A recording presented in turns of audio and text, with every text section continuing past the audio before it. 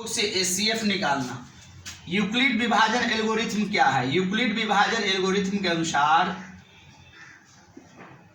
px बराबर gx गुने qx plus rx। यहाँ px बराबर भाज्य कोई पूर्णांक संख्या है, gx भाजक qx भागफल और rx शेषफल है। अब हम लोग इसी के प्रयोग के आधार पर, इसी रूल्स पर px equal gx into qx plus rx के अनुसार हम लोग इसका एचसीएफ हाईएस्ट कॉमन फैक्टर निकालेंगे। तो इसके लिए हम लोग क्या करेंगे, 225 पहले लिखेंगे, ये हमारा हो गया px, ये हो गया भाज्य बराबर भाजक 135। 135 से हम लोग 225 में भाग करेंगे। 135 से हम लोग 225 में भाग करते हैं, तो ये भाग करने पर हम लोग इसको रफ में करेंगे, 90 आता है भागफल 1। तो भाज्य बराबर भाजक गुने भागफल और शेषफल है 90, तो शेषफल। अब हम लोग क्या करेंगे, अब हम लोग 135 को यहाँ डालेंगे, अब इसमें हम लोग भाग करेंगे इस शेषफल से 90 से, तो 90 से हम लोग डिवाइड करेंगे 135 को,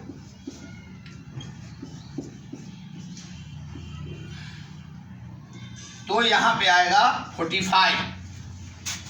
हम लोगों ने 90 से भाग किया तो भागफल आया 1, तो 90 गुने 1 जोड़ 45, तो हमारा ये आ जा रहा है 135। अब हम लोग इस 90 में भाग करेंगे 45 से, 45 से, तो हम लोग जान रहे हैं 45 दूना 90 तो कट ही जाएगा 2 बार में, शेषफल हो जाएगा 0।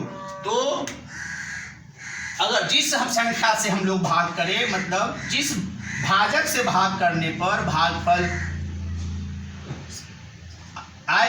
जो भी संख्या शेषफल 0 आ जाए, उसी को हम लोग कहेंगे एचसीएफ। तो इस दोनों के बीच 225 और 120 के बीच हाईएस्ट कॉमन फैक्टर जो है वह है 45, क्योंकि 45 से ही ये कट रहा है। जब हम 45 से डिवाइड करते हैं तो शेषफल आ जा रहा है 0। इस मेथड का नाम है यूक्लिड विभाजन एल्गोरिथम के प्रयोग से एचसीएफ हम लोगों ने निकाला है। इस तरह से दूसरा भी क्वेश्चन है एक हमारे पास, 38,220 और 196, 220 और 196, इसका हम लोग निकालेंगे तो 38,220 में हम लोग 196 से भाग करेंगे। जब हम लोग 196 से भाग करेंगे 38,220 में, यहाँ पे कर रहे हैं 38,220 196, एक बार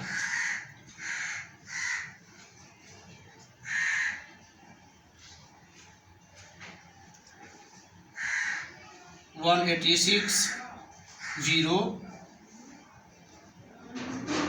186 के बाद 2, अब हम लोग लगा रहे हैं 9 से,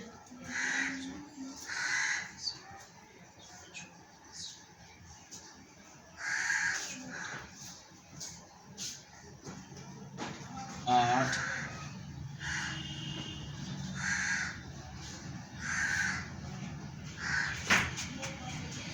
9 6 54 का 4, 9 9 81, 4 85 का 5, हो जाएगा 8, 9 का 9, 8 17, 98, ये यहाँ आ गया, यहाँ हम लोग लेंगे 0। अब हम लोग फिर इसको लगाते हैं 5,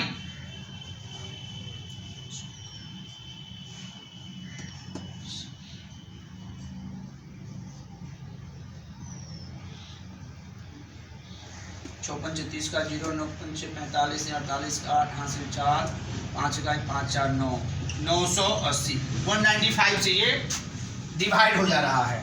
196 बराबर, इसमें हम लोग मल्टीप्लाई करेंगे 195 से, और तो शेषफल कुछ बचा ही नहीं, तो हम लोग शेष 0 डाल देंगे। हमने इसको किससे डिवाइड किया? 196 से, और 196 से ही 195 बाद में कट दिया, तो इसका HCF यही हो जाएगा। इसी प्रकार से हम लोग किसी भी दो संख्याओं के बीच यूक्लिड विभाजन एल्गोरिथम के द्वारा HCF आसानी से निकाल सकते हैं। इसी के साथ इसको हम स्टॉप करते हैं। नेक्स्ट टाइम उनका NCERT और BTC का क्लास 10 का क्वेश्चन नंबर 2 है, जिसमें हम लोग देखें कि दर्शाइए कि कोई भी धनात्मक विषम पूर्णांक 6q + 1, 6q + 3 या 6q + 5 का रूप होता है। हम लोग यहाँ इसको सॉल्यूशन कर रहे हैं। मान लिया कि a कोई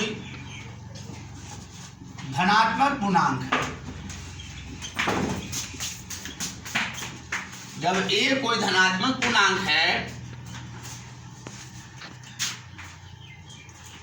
a बराबर 6q + 1, 6q + 1 का मतलब हुआ कि यहाँ 6 एक भाजक है और जिसका भागफल q आ रहा है, शेषफल 1 है यूक्लिड विभाजन परिमेय से। तो अगर मान लीजिए कि हम इस a में 6 से भाग करते हैं तो भागफल क्या आएगा और शेषफल क्या हो सकता है? a से 6 में भाग करने पर, 6 से a में भाग करने पर, 6 से जब हम a में डिवाइड करेंगे तो भागफल तो q आएगा, और शेष क्या आ सकता है?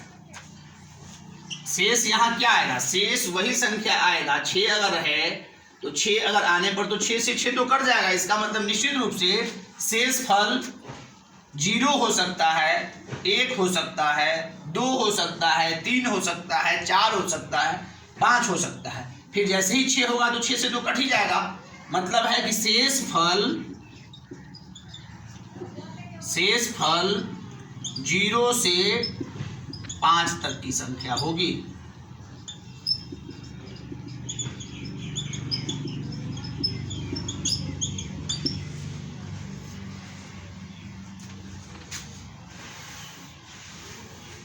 a बराबर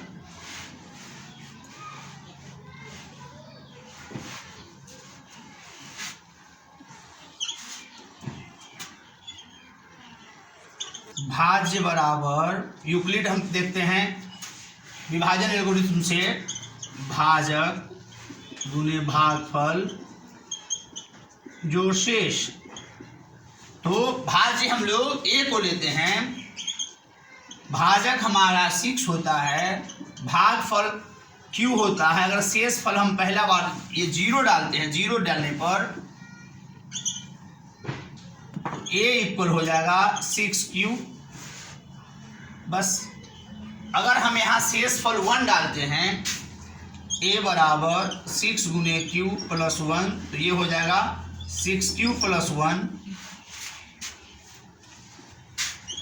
a बराबर हम 2 डालते हैं तो 6 × q + 2।